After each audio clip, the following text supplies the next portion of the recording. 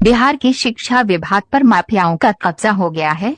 आला अधिकारियों, शिक्षा मंत्री, जिलाधिकारी महोदय व जिले के शिक्षा विभाग के तमाम अधिकारी माफियाओं की ही बात मानते हैं। ऐसा ही मामला ढेखा से सामने आया है कि पैसों के लालची हेडमास्टर पर निष्पक्ष तरीके से जांच करते हुए दोषी पाए जाने पर विधि सम्मत त्वरित कार्रवाई होना लाजिमी है, ताकि बच्चे की भविष्य खराब न हो। कई सालों से ढेखा अवस्थित मधुबनी घाट से पहले रोड के बगल में एक पुराना बालिका उच्च विद्यालय है, जिसका पंजीकृत कोड संख्या 55,514 है। स्कूल के प्रधान अध्यापक महोदय जब तक कार्यरत थे तो इसी कोड का इस्तेमाल करते हुए 10वीं कक्षा का फॉर्म कई सालों से भरा करते थे। जब इनकी सेवानिवृत्ति हुई तो प्रिंसिपल की कमान किसी और के हाथ में चली गई तो स्कूल के उजले कुर्ते में दिख रहा पूर्व प्रिंसिपल राजेंद्र राय ने स्कूल समिति के सामने अपने आप को अध्यक्ष बनाने की बात कही, परंतु स्कूल समिति ने उन्हें अध्यक्ष नहीं बनाया गया तो उन्होंने अपने बेटे शशिभूषण राय से शिक्षा विभाग में आवेदन देकर स्कूल का कोड रद्द करवा दिया। दूसरे प्रिंसिपल की कमान संभालने के कुछ महीनों के बाद जैसे ही 10वीं परीक्षा का फॉर्म भरने का समय आया तो पैसे व पहुँच के बदौलत राजेंद्र राय अपना धौंस जमाते हुए एड़ी चोटी लगाकर ये बातें कहकर कोड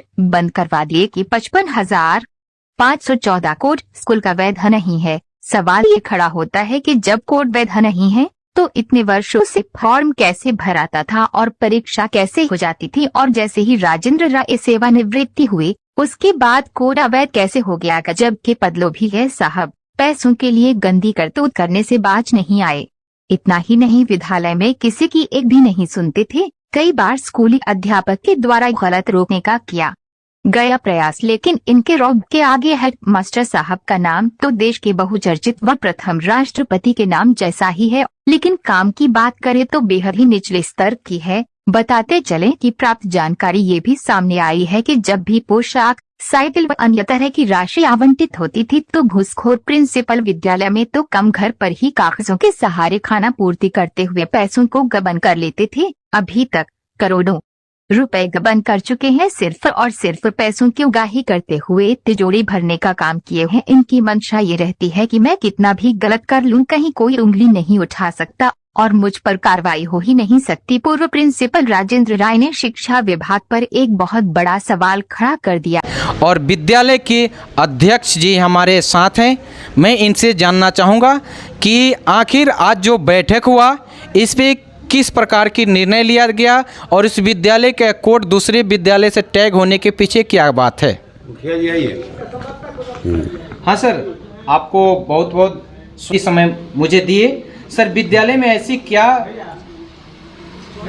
कांड हो गया जिस कारणवश आज विद्यार्थियों को, जो ये विद्यालय मैं जब से होश संभाला हूँ चंपारण में, मेरा भी घर यहाँ से करीब ही है और मैं देखते आ रहा हूँ कि यहाँ सैकड़ों की संख्या में लड़कियाँ यहाँ आके पढ़ाई करती थी और शिक्षक यहाँ अपने अपने सब्जेक्ट को बहुत अच्छे से पढ़ाते थे और यहाँ के लड़की 400 पार का नारा भी पूरा करके प्रत्येक वर्ष दिखाती है। लेकिन विद्यालय का कोड आज दूसरे जगह टैग होने से लड़कियों के अंदर काफ़ी सारी परेशानियों का सामना करना पड़ रहा है। तो अध्यक्ष जी, आप बताया जाए कि आपके विद्यालय में ये किस प्रकार से ये दुख का सामना करना पड़ रहा है, इसमें आपके माध्यम से क्या कार्रवाई किया जा रहा है जिनके माध्यम से ये विद्यालय को बंद करने के लिए आवेदन दिया गया। इस विद्यालय को पूर्व प्राचार्य राजेंद्र राय के द्वारा सेवानिवृत्त होने के बाद अपने पुत्र के द्वारा इस विद्यालय को भूमिहीन साबित करने के लिए एक आवेदन अपर मुख्य सचिव को दिया गया, जिसके बाद अपर मुख्य सचिव ने भूमिहीन विद्यालय मानते हुए इस विद्यालय का संबद्धता को रद्द कर दिया गया। तो उसका लड़ाई हम लोग लड़ रहे हैं। 1986 से यह विद्यालय चल रहा है।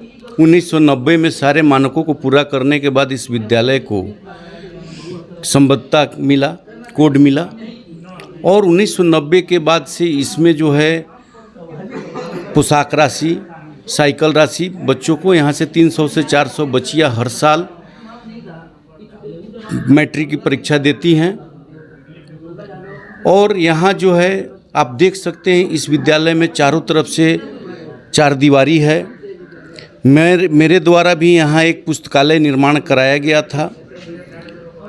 उसके बाद में यहाँ माननीय विधायक के द्वारा भी भवन निर्माण कराया गया, शौचालय निर्माण कराया गया। माननीय सांसद जी के द्वारा यहाँ पे सोलर और कंप्यूटर का व्यवस्था कराया गया।